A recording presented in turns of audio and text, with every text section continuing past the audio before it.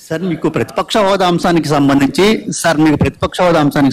పవన్ కళ్యాణ్ ఒక కామెంట్ చేశారు. వైఎస్ఆర్ కాంగ్రెస్ పార్టీకి వచ్చినటువంటి ఓట్ల శాతాన్ని, సీట్ల శాతాన్ని బట్టి చూస్తే జర్మనీలో అయితేనే వస్తుంది, ఇక్కడ రాదు, ఇక్కడ 5 ఏళ్ళు రావడం కష్టం అని ఒక విమర్శ చేశారు. ఆ మనిషి కార్పొరేటర్కి ఎక్కువ, ఎమ్మెల్యేకి తక్కువ. ఉన్న వాళ్ళందరూ మంత్రివర్గంలో మంత్రివర్గ సభ్యులుగా మీరే ఉండరు, మీరే గవర్నమెంట్లో ఉండరు, అంతా మీరే రూలింగ్లో ఉండరు. మీరే ప్రతిపక్ష పాత్ర ఎట్ట పోషిస్తారు స్వామి? నాకు అర్థం కావడంలా. అధికార పార్టీ మీదే, ప్రతిపక్ష పార్టీ మీదే, డబుల్ యాక్షన్ ఇదేమన్నా హీరో నువ్వే. అదే నేను చెప్పే స్వామి, 2 పాత్రలు డబుల్ యాక్షన్. ఒక పక్క నువ్వే కొడతానంటే ఈ పక్క నేనే కొడతానంటే ఎట్లా కుదురుతుంది స్వామి? అది ఉండేది ఈరోజు అసెంబ్లీలో 2 పార్టీలు ఉన్నాయి, వాళ్ళంతా కలిపి అధికార కూటమి. ఉన్నోళ్ళంతా ఆ పక్క ఉన్నారు. ప్రతిపక్షం ఉండేది మా పార్టీ తప్ప వేరే ఏ పార్టీ ఉంది? వేరే ఏ పార్టీ లేదు. సో వేరే ఏ పార్టీ లేనప్పుడు ప్రతిపక్షం అనేది ఎవరికి ఇవ్వాలి? ప్రతిపక్ష పార్టీగా గుర్తింపు అనేది ఎవరికి ఇవ్వాలి? ప్రతిపక్ష పార్టీగా ఉన్న వాళ్ళకి ఇవ్వాలి. సో న్యాచురలీ ఆ పార్టీకి ఎంతమంది అన్నా ఎమ్మెల్యేలు ఉండని స్వామి, వాళ్ళకి లీడర్ అనేవాడు ఉంటాడు కదా. సో ఆ లీడర్ని ఏమంటారు? ప్రతిపక్ష నాయకుడు అని అంటారు కదా, వేరే పేరు ఏమన్నా అంటారా? సో ప్రతిపక్ష నాయకుడు అని చెప్పి నువ్వు ఎప్పుడైతే అంటావో అప్పుడు ఏంది, దాని అర్థం ఏంది? లీడర్ ఆఫ్ ది హౌస్కి ఎంతసేపు మైక్ ఇవ్వాలను అంతేసేపు దాని తర్వాత స్థానంలో ప్రతిపక్ష పార్టీ నాయకుడికి ఇవ్వాలి. ఎందుకు ఇవ్వాలి? ఇవన్నీ చెప్తాడు కాబట్టి. ఇవన్నీ అవతల ప్రతిపక్ష పార్టీ చెప్పినప్పుడు నువ్వు రిపేర్ చేసుకోవాలి కాబట్టి. అది గవర్నమెంట్ చేయాల్సిన డ్యూటీ కాబట్టి, పని కాబట్టి. కానీ ఇక్కడేం జరుగుతూ ఉంది? నేను చెప్పనివ్వను, నేను ఎవరి స్వరము విననివ్వను, నీకు 5 నిమిషాల కన్నా ఎక్కువ మైక్ ఇవ్వను అని నువ్వే డిక్టములు పాస్ చేస్తూ ఉంటే ఏ రకంగా అసెంబ్లీలో ప్రతిపక్షం అన్నది మాట్లాడగలుగుతుంది, స్వరం ఇవ్వగలుగుతుంది? ఇప్పుడు మీరే అన్నారు 1.5 2 గంటలు పట్టింది సార్ అని. మరి 1.5 2 గంటలు పడుతుంది. మరి ఇవన్నీ నేను మాట్లాడిన మాటల్లో ఏదైనా ఒకటన్నా వేస్ట్ మాట ఏమన్నా ఉందా? బడ్జెట్కి సంబంధించిన డాక్యుమెంట్సే చూపించినాను, బడ్జెట్కి సంబంధించిన అంశాలే ప్రస్తావించినాను. మరి టైం పడుతుంది. మరి ఇంక పట్టుకోకున్నట్టుంటుంది చెప్పు. మరి వినాలా? అవతలోనికి మైక్ ఇస్తేనే కదా నువ్వు అవతలోడు చెప్పగలుగుతాడు. మరి ఈ మేరకు టైం కేటాయించకపోతే, ప్రతిపక్షం అనేది ఈ మేరకు చెప్పలేకపోతే ఈ విషయాలన్నీ ప్రజలకి ఎలా తెలుస్తాయి? మామూలుగా అయితే ప్రతిపక్ష నాయకుడు అనే వ్యక్తికి ఎవరికైనా కూడా ఉండేది అసెంబ్లీలో మామూలుగా 2 పార్టీలు ఉంటాయి. ఒకటి అధికార పార్టీ, మరొకటి ప్రతిపక్ష పార్టీ. ప్రతిపక్ష పార్టీని అధికారంలో ఉన్న వాళ్ళు గుర్తించకపోతే, ప్రతిపక్ష పార్టీ ఇవన్నీ చెప్పేటివన్నీ కూడా వాళ్ళు చెప్పలేకపోతే కరెక్షన్స్ ఎక్కడి నుంచి వస్తాయి? అసెంబ్లీ ఎందుకు నడుపుతా ఉన్నాం? ఏం సాధించడం కోసం నడుపుతా ఉన్నాం? ఎవరు కూడా నీకు వ్యతిరేకంగా మాట్లాడకూడదు, ఎవరు కూడా నీకు వ్యతిరేకంగా చెప్పకూడదు. వాళ్ళకు మైక్ ఇవ్వము, మేము 5 నిమిషాలు మాత్రమే మైక్ ఇస్తాం. 175 మందిలో నీకు ఇచ్చినట్టుగా వాళ్ళకి ఇచ్చినట్టుగా నీకు ఒకరికి మైక్ ఇస్తాము. 5 నిమిషాలు నీ టైం కట్ చేస్తాము, నీ మైక్ కట్ చేస్తాము అని అంటే ప్రజలకు ఇవన్నీ కూడా తెలియకూడదు అనే ఉద్దేశంతో అసెంబ్లీ నడుస్తూ ఉంది.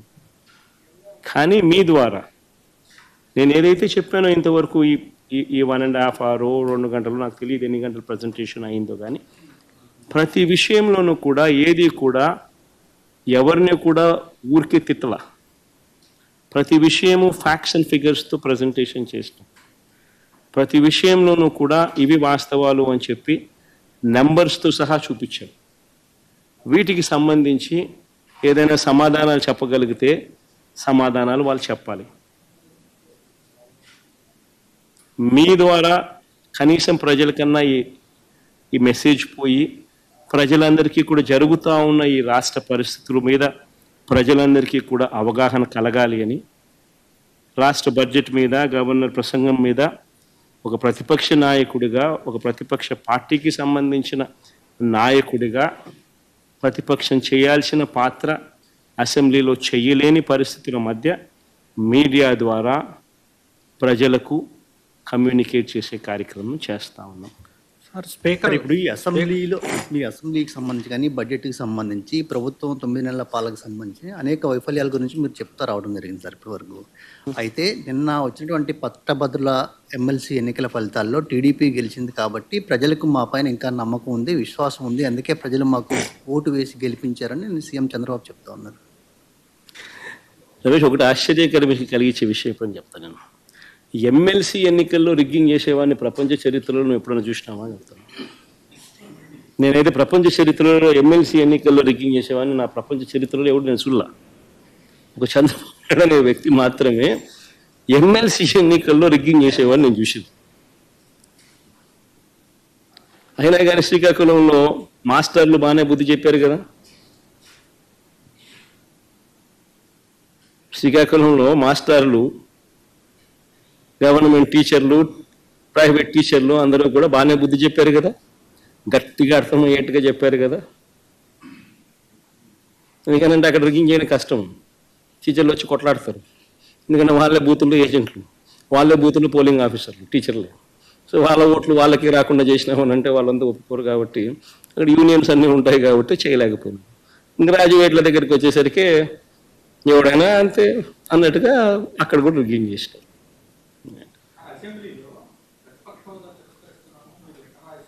ఎన్న సార్ అసెంబ్లీలో స్పీకర్ గారు ఈరోజు హౌస్ లో కామెంట్ చేశారు, మీరు దేవుడు గారు లేదు పూజారిని వచ్చి అడుగుతున్నారని చెప్పి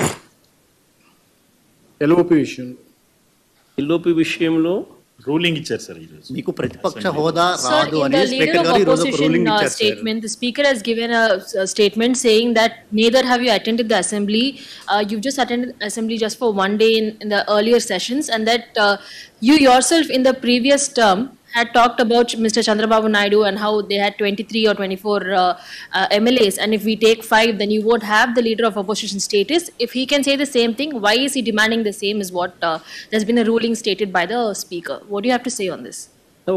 ఒకటి అందరూ గుర్తుపెట్టుకోవాల్సింది ఏంటంటే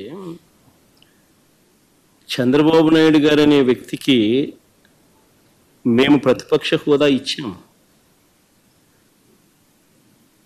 చంద్రబాబు నాయుడు అనే వ్యక్తిని మేము ప్రతిపక్ష హోదా ఇచ్చినాం.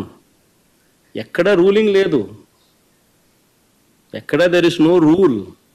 నీకు ఇంతమంది శాసనసభ్యులు నీకు ఉండాలి, ఉంటేనే నీకు ప్రతిపక్ష హోదా ఉంటుంది అని ఎక్కడా రూలింగ్ లేదు. ఇన్ఫ్యాక్ట్ ఢిల్లీ అసెంబ్లీలో బీజేపీకి 3 అసెంబ్లీ స్థానాలు గతంలో, ఆప్ బీజేపీకి ప్రతిపక్ష హోదా ఇచ్చింది. మరి 79 స్థానాల బీజేపీ అక్కడ ఉన్న టోటల్ స్థానాలు ఢిల్లీలో 80 స్థానాలకు 77 స్థానాలు ఆప్ వచ్చి సంథింగ్ లైక్ దట్. బీజేపీకి 3 స్థానాలు ఉన్న ప్రతిపక్ష హోదా ఇచ్చినారు. సిమిలర్లీ మేము కూడా తెలుగుదేశం పార్టీకి మేము కూడా 5 మంది శాసనసభ్యులు తెలుగుదేశం పార్టీ నుంచి పక్కన కూర్చుంటామన్నారు. మా వాళ్ళు అయితే ఇంకా లాగేసినామనంటే ఇంకా 10 మంది లాగుతామన్నారు. వద్దు లాగాకండి అని నేనే చెప్పాను. కానీ ప్రతిపక్ష హోదా నేనే ఇచ్చి ఇదే చంద్రబాబు నాయుడు చెప్పినా, నువ్వు మాట్లాడు స్వామి, ఎంతసేపు మాట్లాడతావు, నువ్వు మాట్లాడు, నేను వింటాను, నేను విని నీకు సమాధానం చెప్తాను, నువ్వు మాట్లాడాలనేదే నా కోరిక, నువ్వేం అడుగుతావు అడుగు స్వామి అని చెప్పి నేను చెప్పిన అసెంబ్లీలో. కావాలంటే నా స్పీచ్లు వినండి, అసెంబ్లీలో నేను అన్న మాటలు. ఆయనకు నాకు మధ్య తేడా అది. ఏదైనా కానీ అసెంబ్లీ అనేది ఎందుకు జరుపుతూ ఉన్నాం? ఈరోజు అది అసెంబ్లీలో ఉన్న పార్టీలు ఏవి? అధికార పార్టీలు, ప్రతిపక్ష పార్టీ మాదొక్కటే ఉంది. వేరే పార్టీలు ఎక్కడున్నాయి చెప్పండి? ఉన్నాయా ఎవరన్నా?